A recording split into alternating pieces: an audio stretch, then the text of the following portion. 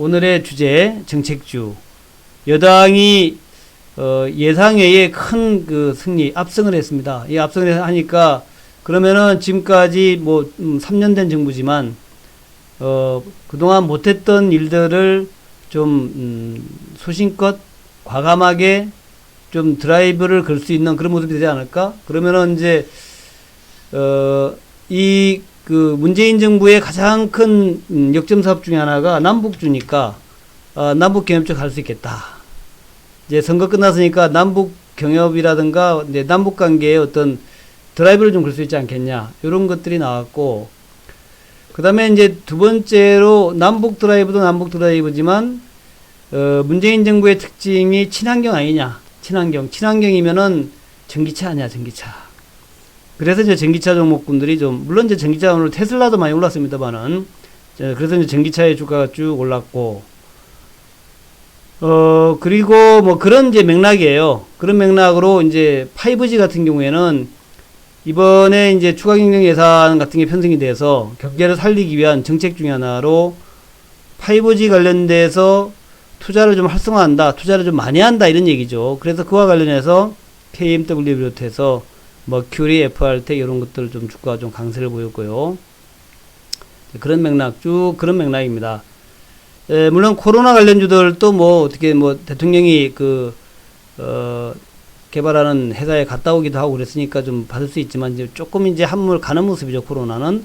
코로나는 한물 가고 이제 선거 이후에 선거 압승으로 인한 정책주 이런 쪽으로 이제 또 분위기가 또 돌아가는 이제 그런 모습을 만들고 있다라는 거. 그래서 오늘은 제가 정책주 쭉 좀 설명을 좀 드리고, 그래서 정책주에서 현재는 남북 경협주가 가장 오늘 강했고, 그래서 종목별로 한번 쭉 설명을 드리고, 또 이제 전기차, 2차전지 이쪽이 또 강했어요. 그쪽 말씀드리고, 그 다음에 이제 플랫폼이죠, 플랫폼. 플랫폼은 뭐 변하지 않는 이 시대의 영원한 테마인데, 플랫폼 종목들, 그리고 이제 경기가 회복된다라는 관점에서 반도체 관련주들 아주 강하지는 않았지만 그런대로 오늘 뭐 좋았던 그런 모습이었죠. 이제 그런 것들 쭉 좀 말씀을 좀 드리려고 합니다.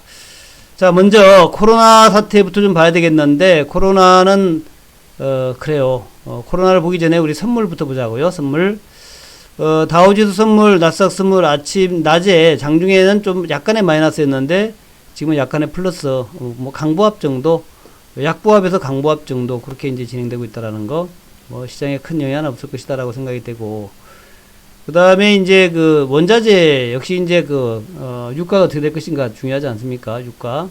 그래서 실시간 유가 어떻게 되느냐 봤더니 요것도 그냥 소폭 플러스 정도, 그렇게 강하지도 않고 약하지도 않고.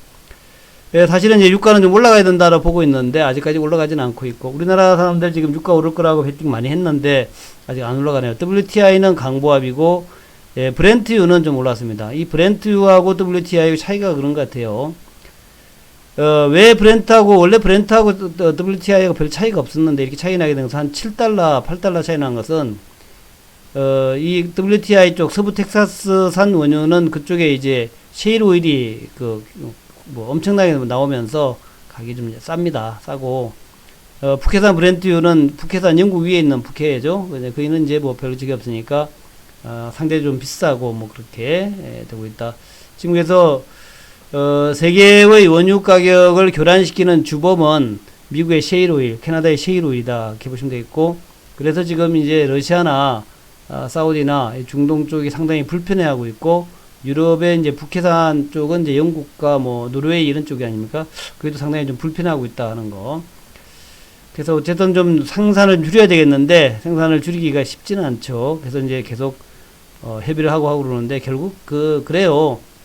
모든 거 인위적으로 하는 것은 좀 불편하죠. 인위적으로 하는 거. 인위적으로 하지 않고 이걸 갖다가 시장 원리에 맡겨야 되는데, 시장 원리에 맡기다 보니까 이렇게 이제 급등나가는데, 결국 이번에 시장 원리에 의해서 내려갔던 이유가 코로나 때문에, 그러니까 코로나가 어느 정도 좀 잠잠해지면, 그러면 아마도 코로나가 잠잠해지면서 수요가 좀 늘어나면서, 그러면서 이제 어차피 이제 감산 합의는 한 거고 1000만 배럴 정도 이제 감산하기로 했으니까, 아마도 이제 조금 시간이 지나면은 이제 수급이 균형을 맞추면서 가격 올라가지 않겠나 그렇게 생각을 해봅니다. 어쨌든 오늘 보니까 브렌트유는 조금 상승세이고 WTI도 조금 올라가려고 그러는데 쉽지는 않은 그런 맥락이다 이렇게 보시면 될 것 같고요. 자, 그렇고 또 이제 그렇습니다. 코로나도 한번 봐야겠죠. 코로나 뭘로 갔어? 자, 코로나를 한번 보겠습니다. 코로나.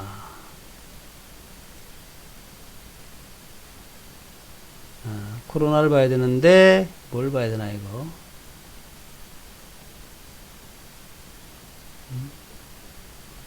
이거 좀 이렇게 해서 하자고요. 코로나는 이제 특별한 변화는 없어요. 근데 이제 점차 약해지고 있다라는 거죠. 점차 약해지고 있다라는 거. 점차 약해지고 있다라는 내용들을 이제 우리가 확인만 하고 가자고요. 확인만. 근데 이제, 코로나라는 것이 이제 바이러스고, 이 전염병인데, 감기인데, 이게 하루아침에 사라지지는 않죠. 시간은 좀 걸리지만 또 오래 가지도 않습니다. 우리가 뭐 많이 경험해 봤지만, 눈병이 유행하거나, 또 독감이 유행하거나, 오래 가지는 않아요. 오래 가지는 않기 때문에 좀 기다리면 되지 않겠냐. 이렇게 이제 보는 거죠. 오래 가지 않으니까. 그래서 좀 기다려보자. 이렇게 말씀드리면서,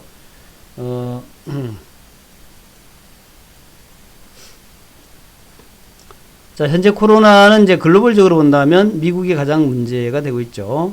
그래서 아직은 미국은 아직도 하루에 뭐 3만 명은 아니지만 2만 몇천 명에서 현재 64만 명 정도가 감염이 돼 있고, 사망자가 2만 8천 명 정도, 스페인도 뭐 더 증가하지는 않지만 이제 3, 4천 명 정도 매일 나옵니다.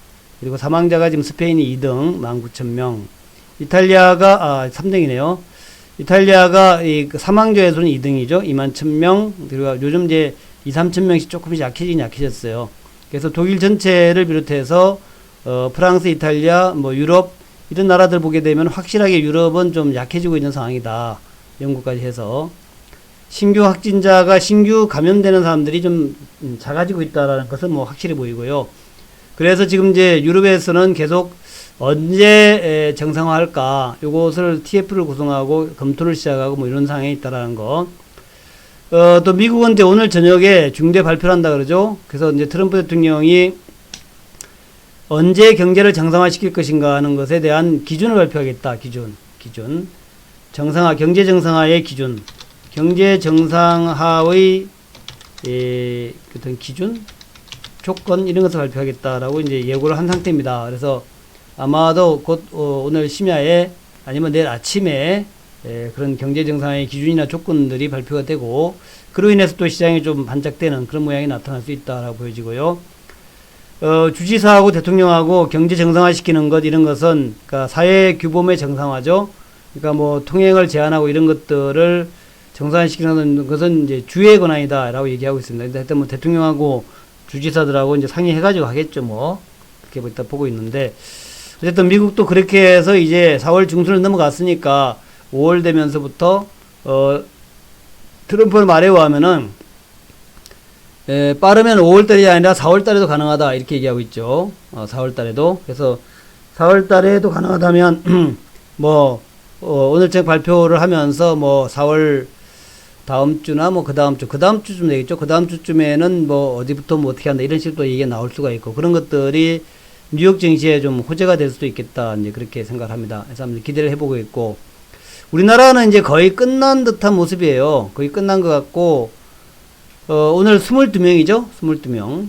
그래서 이제 이렇게 돼 있죠. 대한민국은 이제 50명대로 내려왔다가 50명대 아래로 내려와서 39명, 27명, 30명, 32명, 25명, 27명, 오늘은 이제 최저치예요. 22명. 가장 작게 나왔죠. 사망자는 하루에 뭐 3, 4명 정도 쭉 나오고 있고.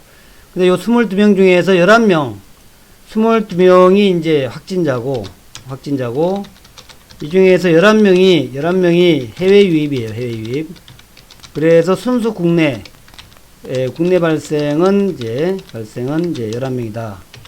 11명이면 상당히 작은 숫자죠. 그래서 국내 발생 11명 정도면은 뭐 학교 정상화해도 되지 않겠나 이렇게 생각하는데, 잘못하면 또 큰일 난단 말이에요. 그래서 굉장히 정부에서 조심하고 있는 것 같아요. 이게 참 전염병이라는 게 무서운 거니까. 그래서 이제 국내하고 국외까지 합해가지고 총 11명인데, 그걸 이제 그 지역별로 보게 되면은 대구가 넷, 경북이 넷, 경기도 넷 이렇게 되고 이거 서울이 2명이네요. 이제 서울이 많이 줄었고 아마 서울 경기는 요게 그 해외 감염이 꽤 있는 것 같아요. 금역은 4명. 그러니까 요거는 이제 바로 이제 공항에서 밝혀진 게 4명이고 나머지 이제 7명이 공항에서는 이상 없었는데 집에 가가지고 이상 생긴 거죠. 그런 사람들이 이제 서울, 경기 여기 쭉 이제 분포되고 있다는 거예요. 그래서 그 보면은 이제 별로 서울, 경기 이런 쪽은 거의 이제 끝난 거 아니냐 생각이 돼요.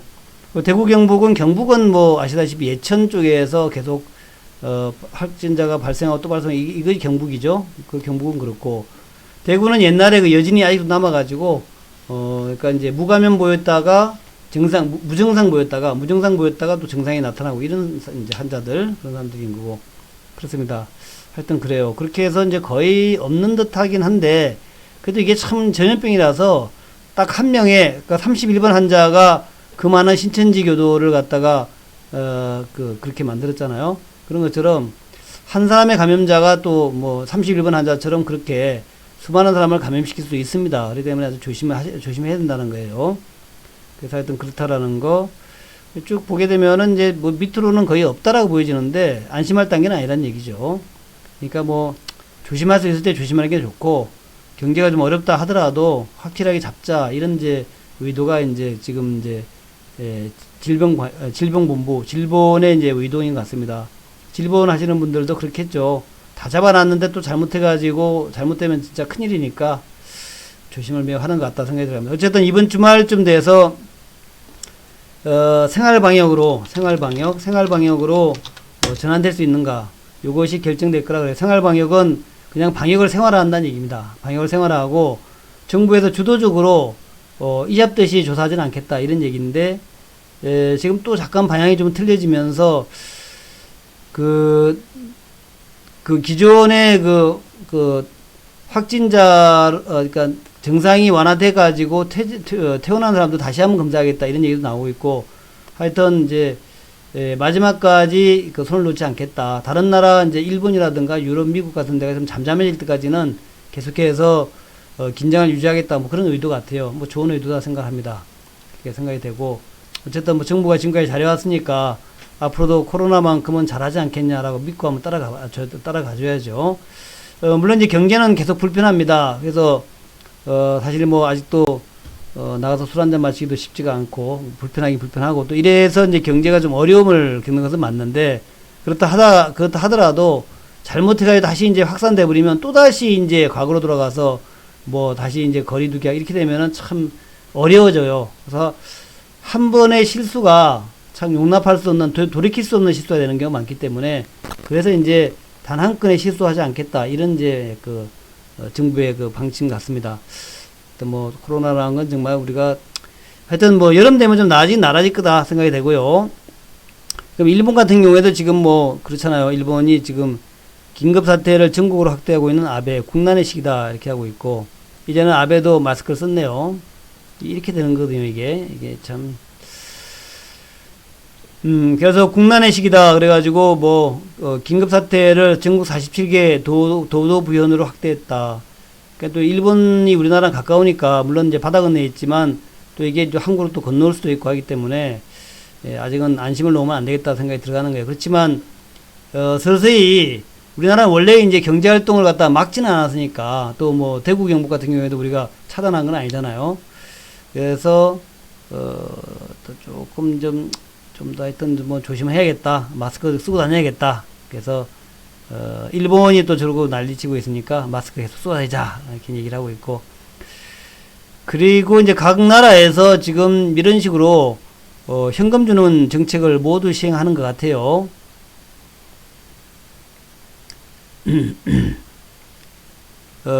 정부가 대형 슈퍼마켓이나 편의점은 긴급사태 선포 후에도 정상 영업을 하고 백화점은 임시 폐점이네요.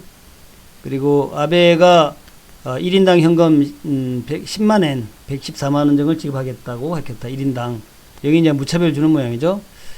근데 이제 기본소득에 대해서 각 나라가 다 이제 하고 있는 모양이에요. 그래서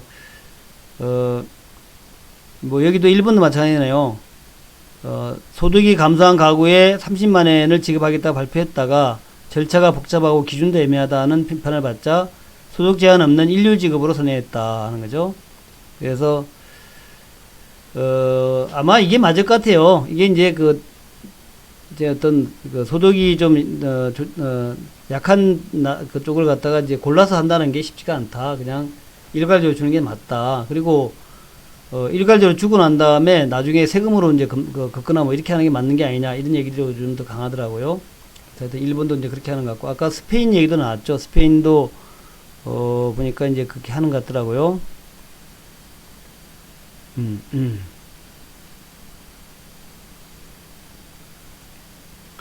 예, 기본소득 보장인데 요 기본소득 보장에 대해서는 이제 교황도 그런 얘기를 했네요. 교황도 기본소득 보장을 좀 하자 이런 거 그런 얘기예요. 기본소득 보장. 그래서 스페인이 먼저 시동을 걸었다라는 건데 교황도 이번 미사에서 고통받는 노점상가, 소농, 건설노동자, 돌봄노동자, 순회공용자 등 비공식 부문의 많은 종사자들이 법적 보장치 없는 삶을 살아가고 있다. 어려운 시기를 이겨낼 수 있는 안정적 수입이 없는 이들은 봉쇄 조치로 점점 더 어려운 상황에 빠지고 있다. 그러면서 하여튼 교황이 또 나서서 소득을 좀 보장해 주자 이런 얘기를 하고 있는 것 같아요. 하여튼 스페인이 가장 먼저 기본소득을 하겠다라는 그런 얘기를 하고 있는 것 같아요.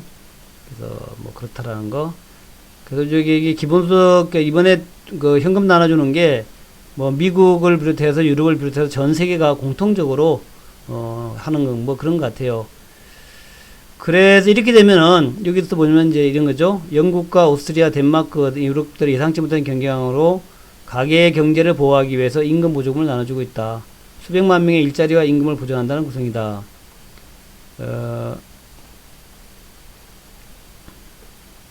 근데 이제 스탠딩 교수라는 사람이 이분이 이제 기본소득 보장에 대해서 굉장히 연구를 많이 하신 분인 것 같아요. 그래서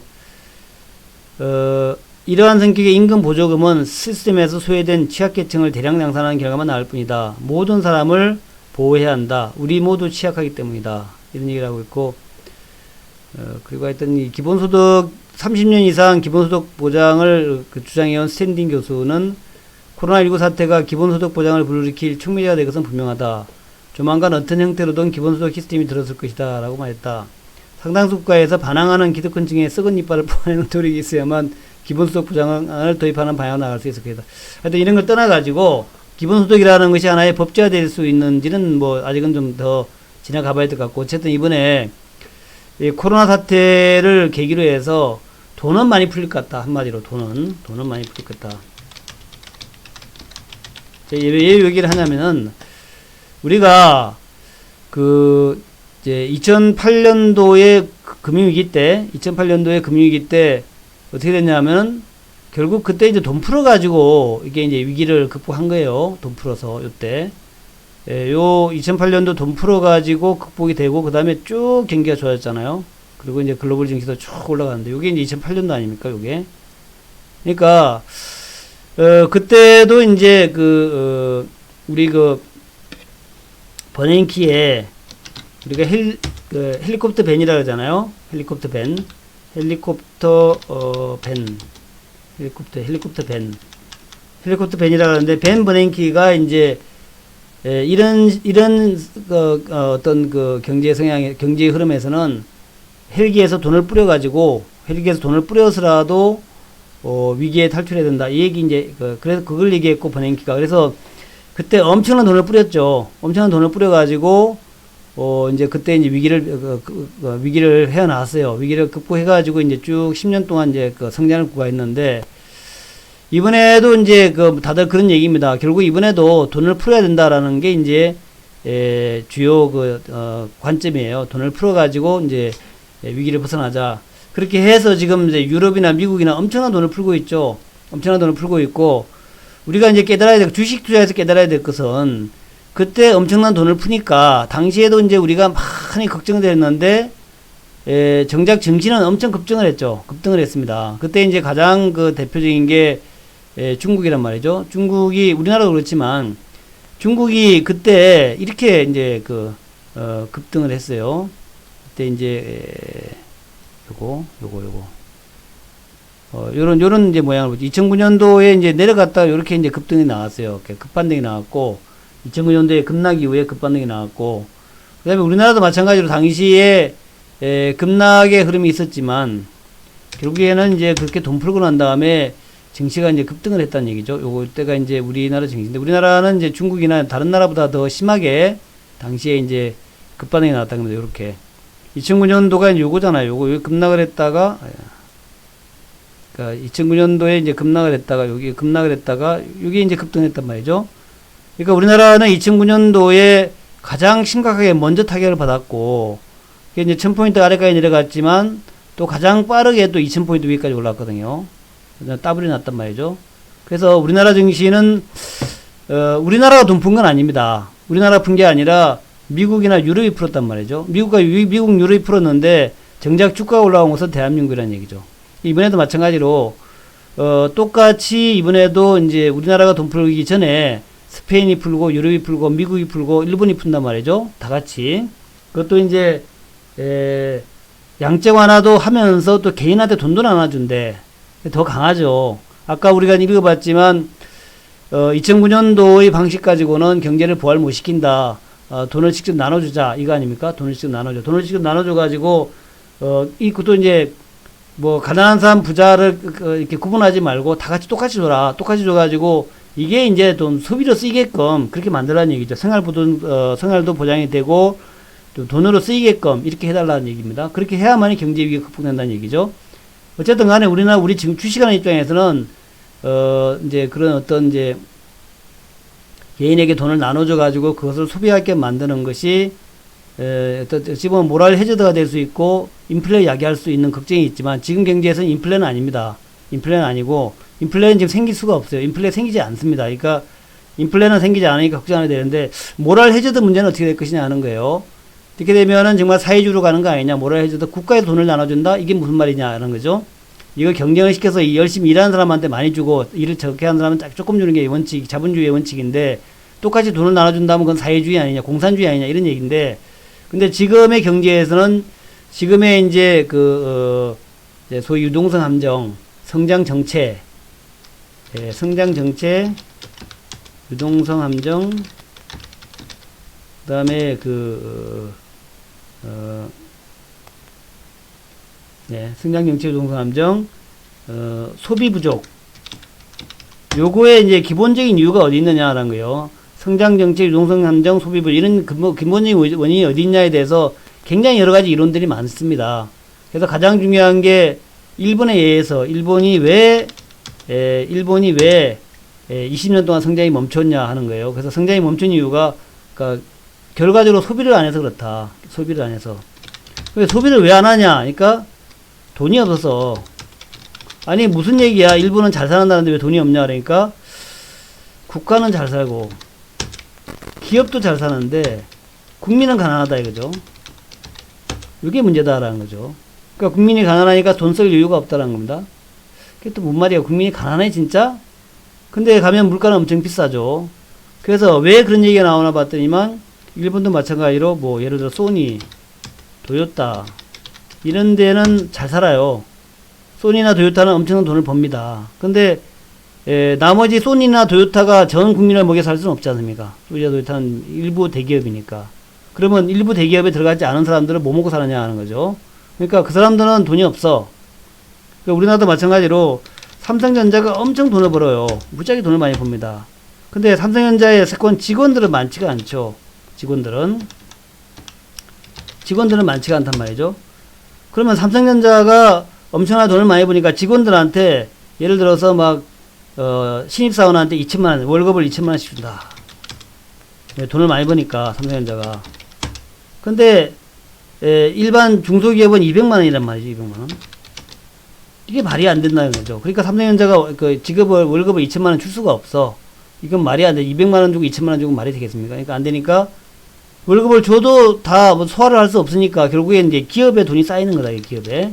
기업에 돈이 쌓이니까 전체적으로 대한민국의 국민소득은 높은데 요게 밑으로 풀려나가질 않고 기업체에 돈만 쌓여가지고 1인당 국민소득은 높지만 실제로는 국민들은 쓸 돈이 없다는 얘기죠. 그래서 그걸 갖다가 어떻게 해결할 것이냐 하는 문제에서 아마 이게 이제 그 기본소득 문제가 나온 것 같아요. 기본소득 문제. 그렇게 하지 말고, 국가에서, 기업에 세금을 매겨서 세금을 걷어 들여가지고 그걸 갖다가, 문제 해결이 안 되니까 국민한테 나눠주자. 뭐 이런 개념 같아요. 그런 개념 같은데, 어쨌든 그 개념이 뭐 옳은지 나쁜지 제가 몰라요. 그건 뭐 경제학자들이 하는 얘기고, 어쨌든 이제 그런 개념 같은데, 요게 이제 우리 주식하는 사람 입장에서 뭐가 중요하냐면, 결국 돈이 풀리면 주가가 오른다는 겁니다. 특히 미국과 유럽의 양적 완화는 과거의 예로 보니까 반드시 이머징의 주가 상승을 만들더라. 요 논리거든요. 미국과 유럽이 양적 완화를 하게 되면은 그 돈이 낙수 효과, 이제 넘쳐 흘러가지고 돈이 그 이머징 마켓까지 들어와가지고 이머징의 주가를 올리더라는 얘기입니다. 이머징의 부동산 가격도 좀 올리고 주가를 올리고, 어쨌든 뭐 부동산 투자가 어려우니까 주가를 올린다는 얘기죠. 그것이 이제 옛날에 나타났던 이제 요런 모습이었다는 거죠. 그 이제 2008년도에 미국과 유럽의 양적 완화로 인해 가지고 대한민국 증시가 저렇게 올라왔던 이유라는 거죠. 그렇게 올라왔던 이유. 물론 이제 그때 중국도 대대적인 이제 경기 부양 정책을 하면서 중국의 효과도 좀 있었고 뭐 그래요. 어쨌든 근데 그때 많은 외국인들이 이제 주식을 매수했습니다. 한국에 와가지고. 근데 지금 보면은 당시랑 비슷하잖아요. 당시에도 이제 우리나라에서 외국인들이 그냥 엄청나게 돈을 빼갔다가 결국 양적 완화하고 경기 좀 살아나니까 또 엄청나게 사더라는 얘기입니다.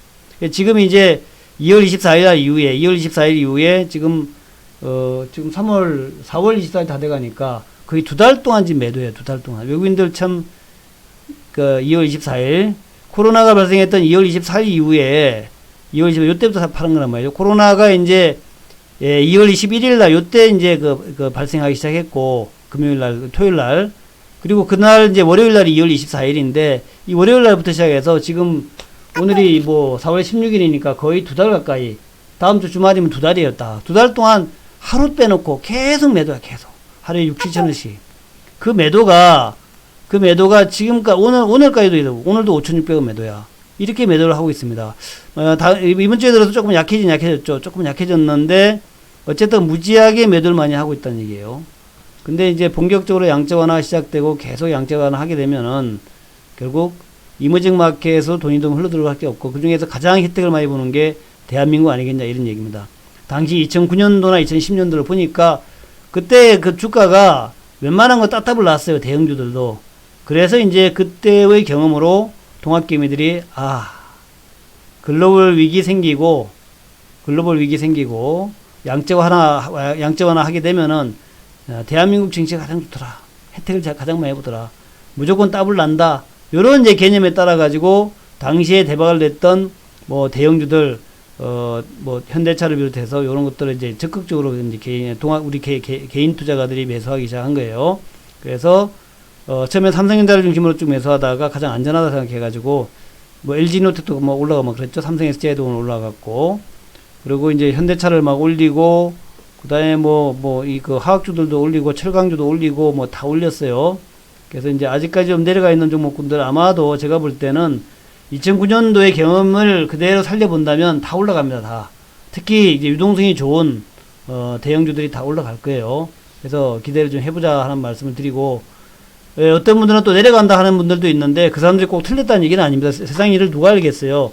미래는 가보지 않은 미래는 아무도 모르는 건데 제가 그 사람들 또 내려간다 하는 그 말 자체가 또 틀렸다라는 얘기는 아니고 그럴 수도 있습니다. 그럴 수 있는데 저의 경험으로 봤을 때 2009년도를 경험했고 또 제가 97년도도 확실히 경험했죠. 97년도에는 완전 깡통까지 났으니까 그때 경험을 보게 되면은 대한민국 같은 경우에는 이게 경제의 탄력도가 워낙 좋고 세계 경제하고 워낙 연관되어 있는 부분이 많고 또 이제 92년도인가 그때 이제 외국인 개방을 했잖아요. 개방 이후로는 외국 돈이 워낙 많이 들어와 있는 이런 이제 나라이기 때문에 우리나라는 조금만 좋아지면 외국인 돈이 확 들어왔다가 우리나라는 정말 현금 인출기라 그러잖아요. 또 나빠지면 확 빼가고 이런단 말이에요. 그래서 지금 무지하게 빼갔으니까 돈 막 풀리면 무지하게 또 들어와요. 그게 들어오면 주가가 다 올라가게 돼 있습니다. 그래서 아마 그런 상황이 또 변경되지 않겠냐. 절호의 기회다. 이렇게 보고 있는 거고 기대 한번 해보자라는 말씀이고, 게다가 이제 어제 선거가 끝났는데 또 여당이 압승을 했어요. 전례 없는 압승이라 그러죠. 한 번도 그 야당이 그러니까 이제 150석이죠. 150석 정도까지는 항상 커버를 했는데, 이번에는 150석이 아니라 이제 그러니까 120석 120석은 정말 마지노선이 나타날 때 120석. 근데 이번에는 그 밑으로 내려갔다는 거죠. 그래서 내려갔다는 거고. 그래서 이제 여당이 지금 180석을 가지게 된 거죠. 180석. 여기에다가 플러스 친여권이라고 할 수 있는 무슨 정의당하고 그다음에 열린민주당 여기 의석까지 합하면은 좀 더 높죠.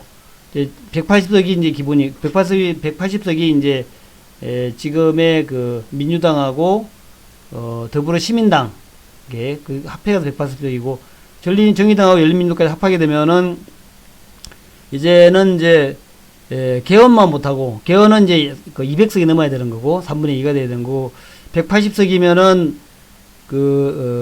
국회 선진화법을 적용이 안 되고, 그러니까 국회 선진화법에 적용을 안 받고 할 수 있는 거래요. 그래서 그동안에 못했던 것들을 다 과감하게 할 수 있다라는 거죠. 그러니까 그러면은 이번 여당 압승의 수혜주가 뭐냐 하는 건데, 그게 이제 첫 번째가 남북조 아니겠냐 이런 거예요. 남북조. 북한과의 문제에서도 이제 상당히 의회의 눈치를 봤는데, 이제 눈치 안 보고 막 추진하지 않겠냐. 그래가지고 이제 오늘 이제 급등이 나왔죠. 그래서 특히 이제 아란티 같은 종목에 급등이 나왔고, 철도주에 급등이 나왔고, 그다음에 이제 개성공단 같은 것도 나왔고, 그다음에 전력주라든가 이제 이런 것들 좀 많이 좀.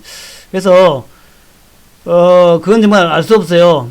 지금 이제 문재인 정부의 가장 큰 특징 중에 하나가 이제 북한과의 긴장 관계 완화죠. 긴장 완화. 이게 그냥 가장 치적으로 볼 수도 있겠고, 지금은 또 안 그렇습니다만은, 초기 단계에서 치적으로 보기도 했고, 또 역점 사업이도 했죠. 물론 이제 트럼프와의 조율이 좀 필요한 부분이긴 합니다만은. 그래서, 선거 전에, 코로나 전에도 이제 그런 얘기 많이 있었죠. 아마 지금 정부에서 그냥 미국을 무시하고 몰아붙이지 않겠냐. 북한과의 어떤 대타협을 하지 않겠냐. 이런 얘기들이 많이 있었단 말이죠. 근데 그래서 아마 그런 기대감, 사실 나온 건 아무것도 없어요, 지금. 새로 나온 뉴스는 아무것도 없는데, 그냥 기대감입니다. 그런 기대감. 그래서 이게 정말 기대감이기 때문에 그야말로 어찌 될지는 알 수 없어요. 저도 어찌 될지는 알 수 없는데, 그래서 제가 또 오늘 쭉 봤죠. 작년에도 계속 봤는데, 특별하게, 북한 관련해서 나온 그런 얘기는 없습니다. 그냥 김정은이가, 금수산 참배를 안 했다, 이런 거죠. 왜 안 했을까? 혹시 감기 걸린 거 아니야? 코로나 걸린 거 아니야? 아니면 코로나에 안 걸리다고 안 거 아니야? 안 간 거 아니야? 이런 얘기인데, 하여튼 금수산 참배를 안 했대요. 그래서 왜 안 갔을까 하는 얘기도 좀 나오고, 또 그 외에 특별한 얘기는 없어요. 다른 거 없습니다. 무슨, 이런 얘기죠. 그러니까, 여당 압승의 대북 정책 기대감, 정부 평화 프로세스 일괄 추진, 이런 얘기예요. 그런 얘기인데, 한번 읽어보자고요. 입법 동력으로 운신의 폭을 확보한다. 방역협력, 개별관광 탄력 간척. 그러니까 개별관광은 전 될 것 같아, 개별관광은. 그러니까 개별관광이라고 하는 것은, 그냥 우리가 할 수 있는 거예요. 지금 당장 우리가 할 수 있는 거니까, 자, 내용 한번 읽어볼게요. 여당의 압승으로, 남북관계의 숨통이 트일지 주목된다.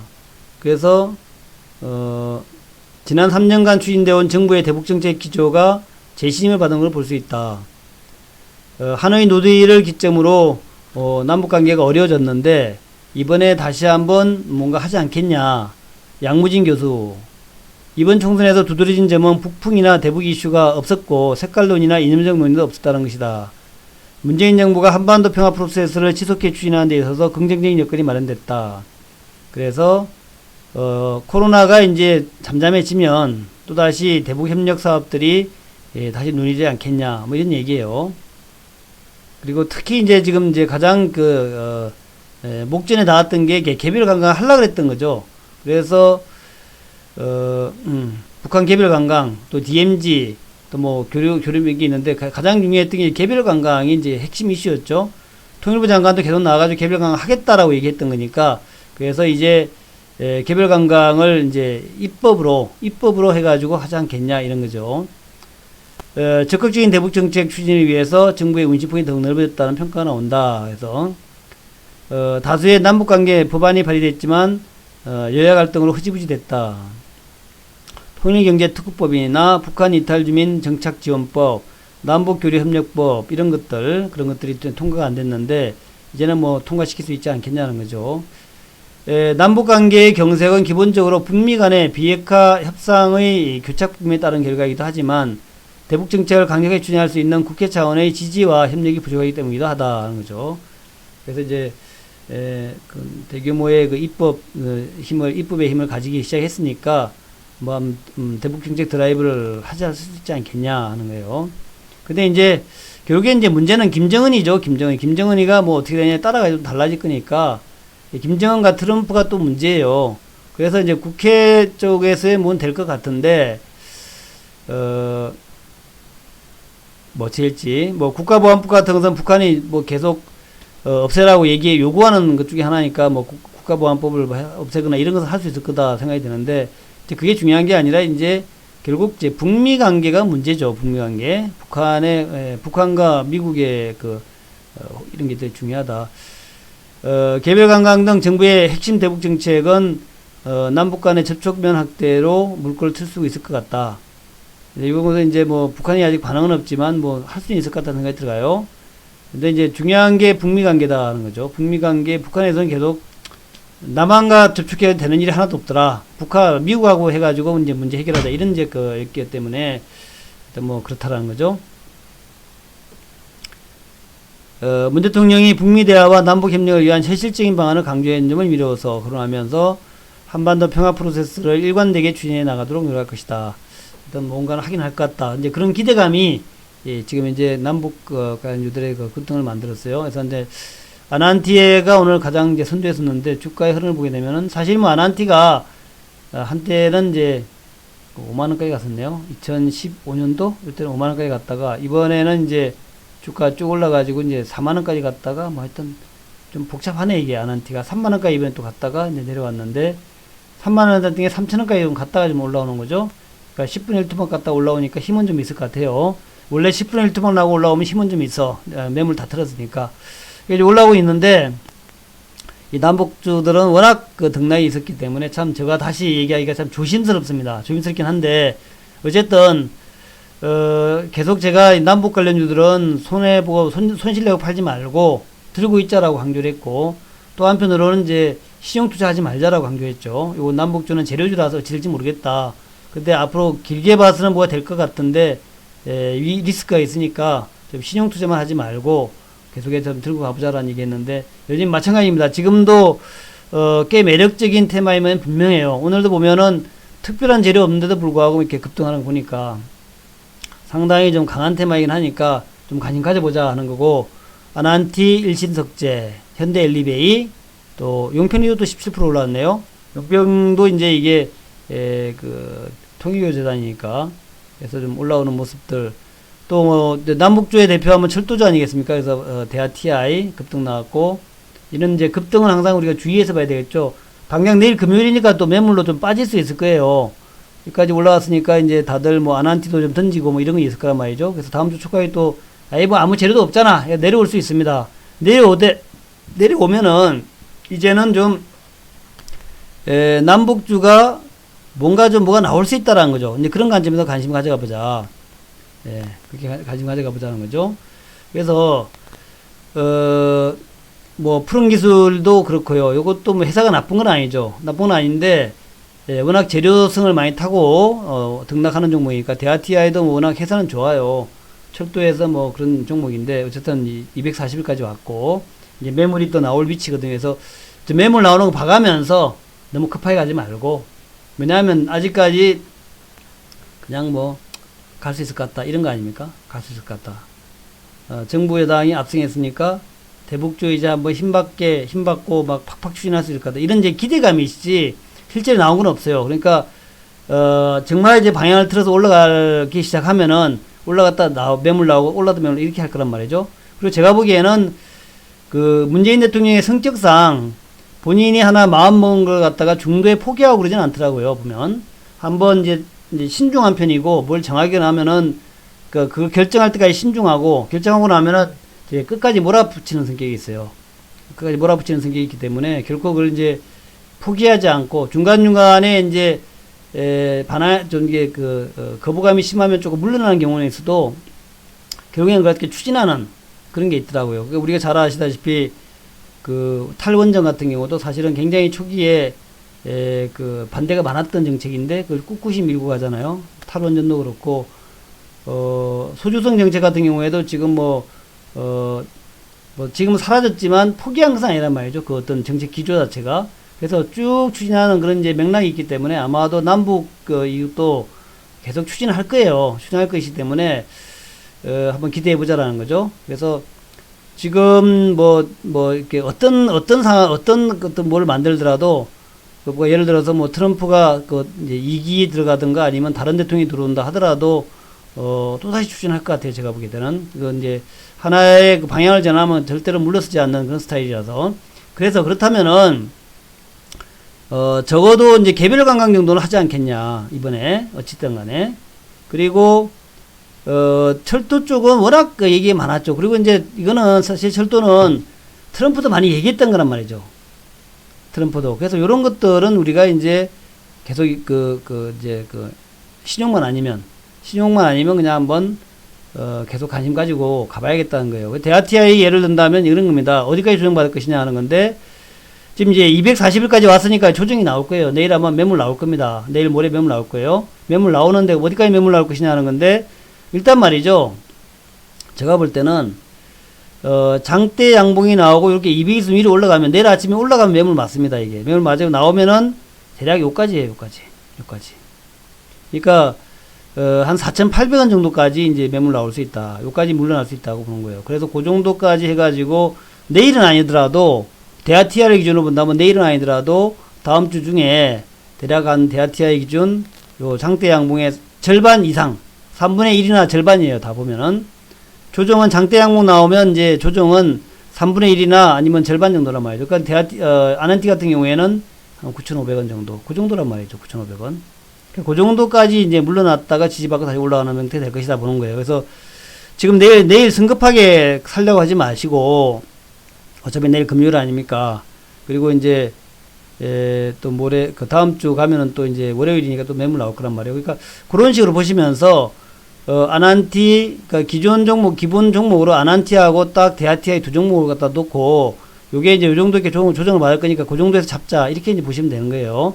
그렇게 보고 이제, 없는 분들 슬슬 한번, 일단 남북도 한번 보자라는 거예요. 그렇게 한번 쭉 보시면 될 것 같고, 그 다음에 전기차 종목은 이제 오늘 많이 안 올라서 다행이에요. 전기차는 이제 꾸준히, 이거 우리나라뿐만 아니라 전 세계적으로, 결국 그래요. 제가 이제 왜 또 그 전기차를 강조하냐면, 예전에, 2009년도에, 요때는 말이에요. 태양광 해가지고 이렇게 난리쳐서, 태양광. 태양광으로 그랬는데, 태양광의 OCI 그때 차트 보시면 아시는데, OCI가, OCI가 당시에, 보세요. 2009년도 보시면은 이제 이때 이제 주가 조금 더 길게 할까? 이때 보시면은 이제 OCI가 2008년도까지 쭉 올랐다가 요거 이제 2009년도에 글로벌 경영이 생기면서 급락을 했잖아요. 급락했다가 이제 경기 부양을 하면서 유럽이나 이런 데 태양광 투자를 많이 했어요. 얘기를 했어요. 그래서 태양광이 2009년도 여기에서 65만 원까지 올랐습니다. OCI가 올라갔죠. 요거 때가. 근데 그때 20만 원에서 65만 원에서 3배가 났단 말이죠. 근데 지금은 이제 태양광은 별로 안 하잖아요. 태양광은 그냥 이제 워낙 광범위하게 퍼졌고, 이번엔 전기차 될 것 같아요. 전기차. 이번에는 아마 경기 부양 정책, 경기 부양책으로 우리나라에서는 이제 그 뭐 5G 얘기도 하고 있고 5G 투자도 하겠다는데 아마도 전기차도 많이 할 것 같아요. 전기차.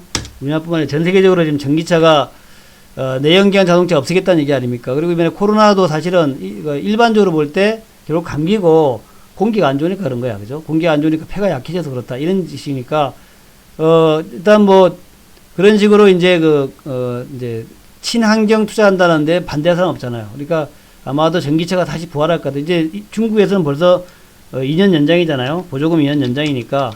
그래서 아마 그런 식으로 하지 않겠냐. 일단 여러 가지 정책 중에서 지금 이제 돈풀기 정책하고 예, 전기차가 2차전지죠. 예, 돈풀기 정책 플러스 인프라 투자잖아요. 인프라 투자. 그리고 이제 그다음에 이제 이제 돈 나눠주기, 소비 인작을 위한 소득 보장, 기본소득, 소득 보장이 기본소득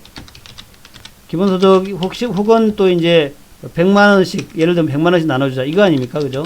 그게 지금 정책이란 말이에요. 그러니까, 결국 그렇게 되면은, 소비는 늘어나게 되고, 그렇게 해서 이제 여러 가지로 이제, 근데 전기차가 이제 정책적으로 볼 땐 전기차하고 5G 정도, 그 정도가 이제 정부에서 할 수 있는 그런 부분이다. 또 물론 인프라도 할 수 있겠죠. 그런 것들을 아마 정부에서 추진하지 않겠냐. 그런 것들이 이제 정책 수혜주가 되는 거죠. 정책 수혜주. 그래서 우리나라에서는 일단 정책 수혜주로 일단 여당 압승 이후에 코로나하고 여당 합해가지고 첫 번째가 남북경협주, 남북주. 자, 두 번째가 2차전지. 그리고 세 번째가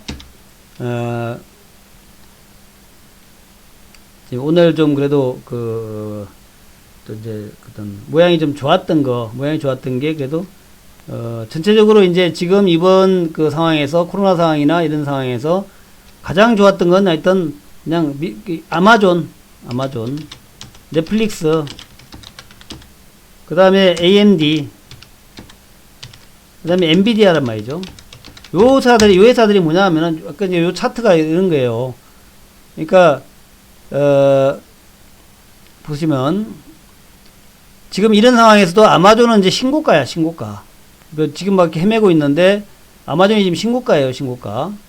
아마존은 지금 뭐 이제 고가를 돌파해서 혼자 신고가 내고 있어요. 이 비싼 회사가 2,300달러 아닙니까? 이 2000년도에 그 주가가 뭐 5달러 정도 되던 회사가 2,300달러까지 왔는데 그래 또 신고가 내고 있어요.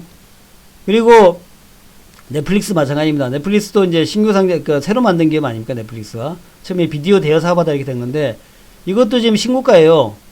작년도, 재작년도에 고점을 돌파하고 있습니다. 넷플릭스가. 나홀로 가는 거야, 나홀로. 코로나가 이걸 호재야, 그러면서 올라가는 중이란 말이죠. 결국에는 이런 기업들이 이제 소위 플랫폼 사업 기업들, 플랫폼 기업. 이런 플랫폼 기업이 우리나라에서는, 네이버하고 카카오잖아요, 카카오. 근데 우리나라 카카오가 훨씬 낫죠, 그죠? 카카오가 달력적이란 말이죠. 또 정부에서도 지금 정부하고 이제 코드가 잘 맞는 회사가 카카오야, 카카오. 카카오가 좀 코드가 좀 잘 맞아요, 정부하고. 그러니까 이제 카카오. 이렇게 보시면 되겠고. 그 다음에 이제 엔비디아하고 AMD란 말이죠. 지금 이 상황에서도 주가가 올라가는 것은 엔비디아. 엔비디아는 거의 뭐 고점에 있단 말이죠. 역사적 고점. 엔비디아하고 AMD가 이게 이제 AMD는 어드밴스 마이크로 디바이스인데 AMD가 이게 반도체 종목이란 말이에요. 반도체. 우리나라 반도체는 삼성전자하고 하이닉스하고 뭐 DB 반도체죠. 그러니까 그리고 이제 DB 하이텍. 그러니까 결국 세 개란 말이죠. 삼성전자, 하이닉스, DB 하이텍. 그 다음에 이제 본다면 뭐 삼성전자 이런 회사. 그러니까 결국에는 세 가지란 말이죠. 첫 번째는 이제 2차전지. 두 번째는, 뭐, 반도체에서 D램과 B메모리 합해서, 그 다음에 플랫폼. 그리고 정치적 정책주로 남부. 요 정도로 보시면 되지 않겠냐. 이렇게. 요 정도로 보시면 되지 않겠냐. 거기다 더 더한 다음에 이제 정부에서 이번 추경해서 5G 관련 투자를 갖다 많이 넣었잖아요. 5G. 그래서 5G 관련 주들도 지금 최근 들어서 조금씩 좀 나쁘지 않은 모습이죠. 그래서 오늘도 뭐 머큐리, 머큐리, 그다음에 FR텍, 요 조그만 회사들이죠. 그다음에 에이스테크, 뭐 큰 회사는 다 아시다시피 뭐 KMW죠. KMW 큰 회사들은 KMW 쭉 주가가 이제 나홀로 올라가는 중이죠. 뭐 전고점은 아니지만 또 최근에 주가 좋잖아요. RFHIC 이것도 이제 뭐 고점 신고가 나는 뭐 상황, 신고가 직전에 있죠. 그다음에 뭐 서진 시스템 그렇고, 그다음에 뭐 동원하나텍, 이노와이어리스, 이노와이어리스 지금 고점 돌파 직전이야. 그러니까 이런 것들이 지금 이제 고점 돌파하고 있다는 얘기죠. 그래서 이런 것들을 중심으로 보시면 되겠다. 그래서 5G까지 해서 이노와이어리스까지 해서 이런 것들. 뭐 나머지 조금 작은 회사는 뭐 다산 네트워크스, 그죠? 그다음에 솔리드,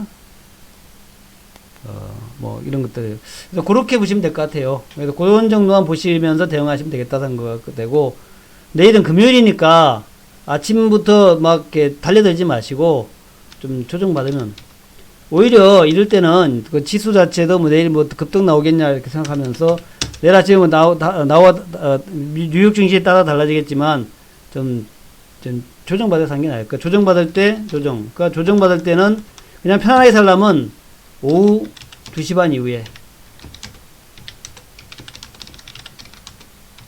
이게 가장 편안하고, 아니면은 오후 10시 이후에, 금요일이니까 내일은 오후 10시 이후에 요 정도 사시면 이제 편안합니다. 그래서 요런 종목들을 중심으로 해가지고 내일 타이밍만 좀 잡으면, 잘 저점에 잡겠다 생각하시면은 뭐 다음 주를 위한 훌륭한 투자가 되지 않겠나. 금요일 날은 이제 다음 주를 위한 투자라는 것이죠. 저는 항상 그렇지 않습니까? 하수, 상도, 하락시 매수하고 상승시 매도하자.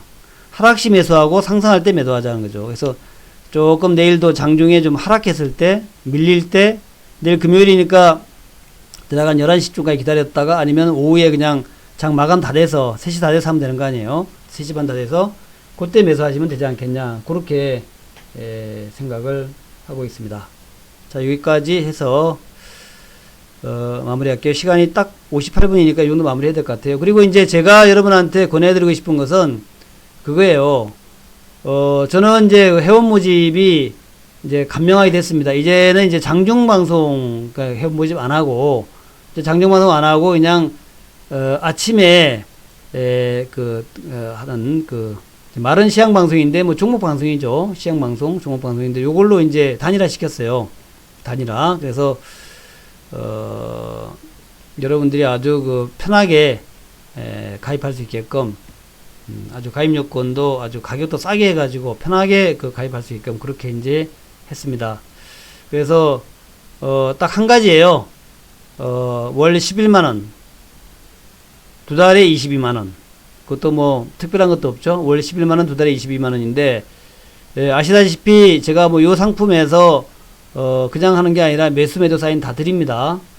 그러니까 종목들 매수 매도 사인 다 리딩해 드리니까, 종목 매수 매도 리딩 하면서 이렇게 싼 상품이 없죠. 없으니까 기회다라고 생각하시면 될 것 같고, 지금 제가 요렇게 하고 있지만 좀 되다가 이제 상황이 좀 많이 좋아지면은 이제 장중방송으로도 할 거예요. 그러니까 지금 같이 이렇게 싸게 여러분한테 혜택 드릴 때 많이 가입해 놓으시라. 그러니까 뭐 우리 요즘 가입하시는 분 보면은 되게 이제 두 달짜리를 두 번 가가지고 넉 달을 가입하시는 분이 많아요. 요가 5월달쯤 되면 또 장중방송 시작할 거야. 좀 쉬었다가 이제 그렇게 생각하시면서 넉 달씩 가입하시는 분이 많습니다. 그래서 여러분한테 좀 팁으로, 요 22만원이니까 싸잖아요. 한 달, 두 달에 20이니까, 한 달에 11이니까. 그리고 종목들을 지금 뭐, 이거가 다 하는 게 다 종목들이 잘 나가잖아요. 그래서 이제 그런 거 하고, 또 남북주 가신 분들, 옛날에 남북주 물려있는 분들, 남북주 가기 시작하니까 또, 컨설팅 받으실 분들도 가입하시고, 그렇게 쭉 가입하시면 아마도, 많이 혜택이 될 것이다. 많이 도움이 될 것이다. 그렇게 생각합니다. 자, 오늘 여기까지입니다. 화이팅 하시기 바라겠고요. 좋은 하루 보내시고, 내일 금요일 성공적인 배팅 하시기 바랍니다. 감사합니다. 딱 1시간 채웠네요. 네.